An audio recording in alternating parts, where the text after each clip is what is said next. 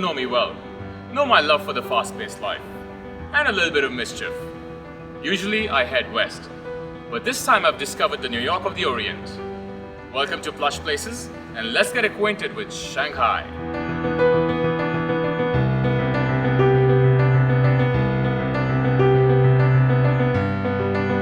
A brief stopover in Colombo, the charming city in Sri Lanka, before heading to Shanghai, got my trip off to a great start thanks to the warm hospitality extended by Sri Lankan Airlines.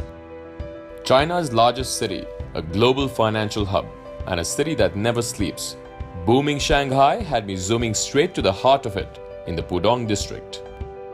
With my plush hotel located in the middle of this futuristic skyline, I quickly got set for my first experience, one that would allow me to get a bird's eye view of the entire city from a relatively smaller 6-story building. Curious?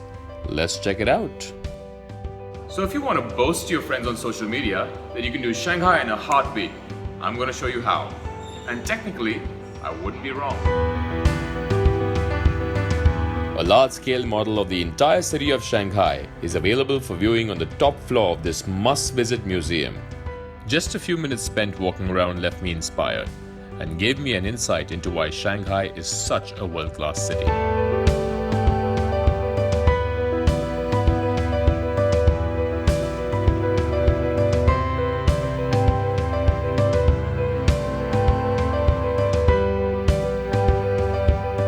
Next up was a brief stroll through the trendy Xintiandi area in search of a quick bite and a drink, and the options here didn't disappoint at all.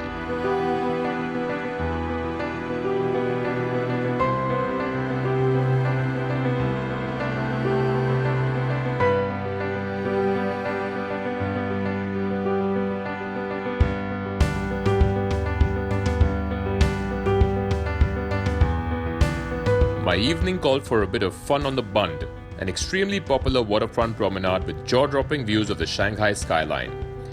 And as the sun started to set, I hopped onto a night cruise to witness a Vegas-like transformation of the city's skyscrapers.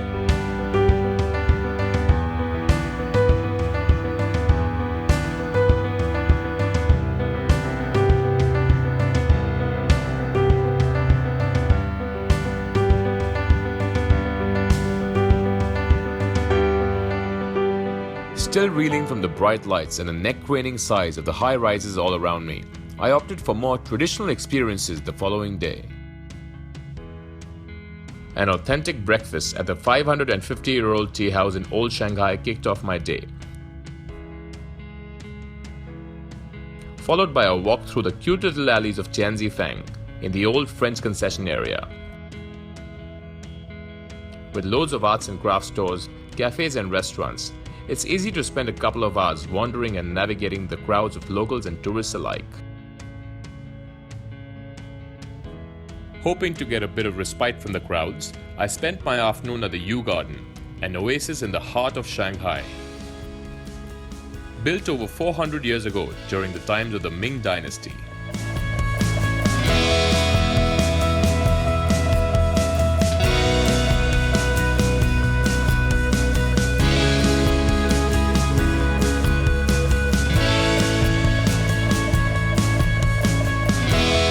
As I explored the pagodas and the pavilions, I was visibly impressed by the exquisite jade rock and spent a fair amount of time marveling at these sculptures and carvings. The Chinese are known to dine early, much like their Western counterparts, so I trooped back to my hotel just in time for a roll-up-your-sleeves, Google Translate your way cooking lesson with the one and only Shifu.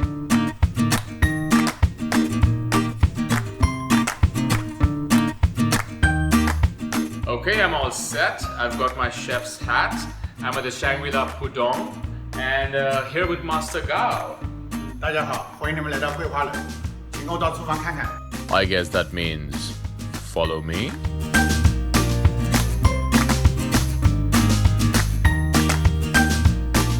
Watching this man in action in a greasy, grimy kitchen, and occasionally pretending that I can cook,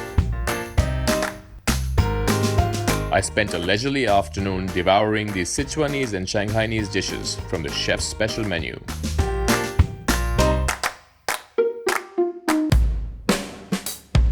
What's good food without a few cocktails to wash him down with? Luckily, the hotel bar had an extensive list where I downed an excellent martini, or three, before hunting for a few more well into the Shanghai night. It's the middle of the night, it's a quiet street, and I really need a drink. But there's no bar here, but there's a small bar tool shop. So let's see if the lady inside will be kind enough to fix me a drink.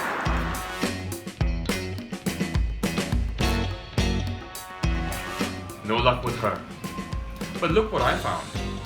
Just remember to speak low. Follow me.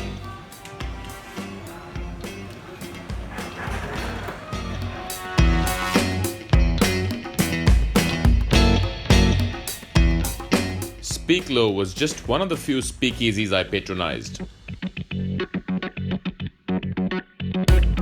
In addition to some of the other top bars.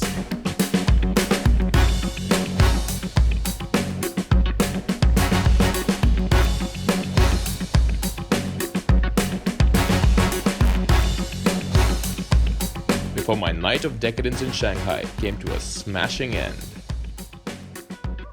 A mere 50-minute train ride away is the beautiful city of Hangzhou.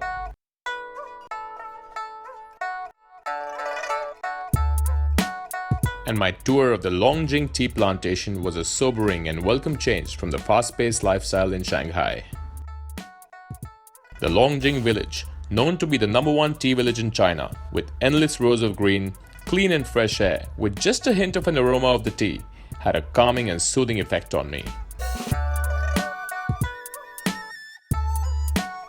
And when I'm relaxed, this is what I do. Or, would you like a cup of tea?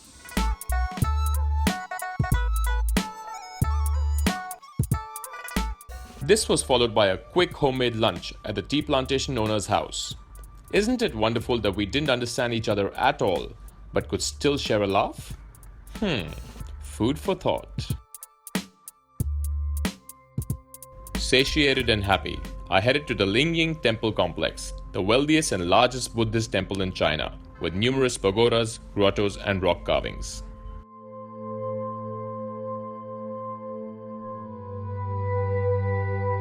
A series of temples built on top of each other on a hill,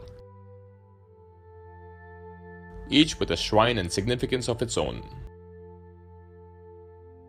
A couple of experiences that really stood out for me were witnessing a prayer session in the Buddha Hall of Medicine.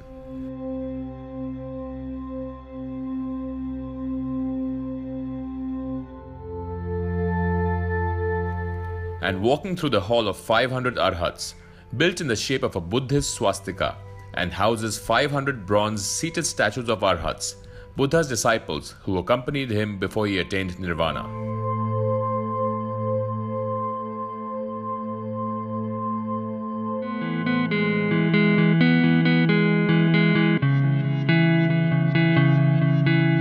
With my trip nearing its end, my last day was spent at Hangzhou's top-class attraction, the West Lake, a UNESCO World Heritage Site deeply entrenched in the heart and soul of Chinese culture. Hangzhou was once China's cultural capital, and the West Lake, the playground of bureaucrats and the literati alike. Today, it is also known to be the city where Jack Ma, founder of the Alibaba Group, started his entrepreneurial journey. Take a ride on a boat, or rent a bike and pedal away. A few hours spent at the West Lake is time well spent. Marco Polo arrived in Hangzhou in the 13th century and called it the most splendid city in the world. Several hundred years later, so much of the world has changed, but with the nature in Hangzhou preserved so beautifully, those words may still hold true today.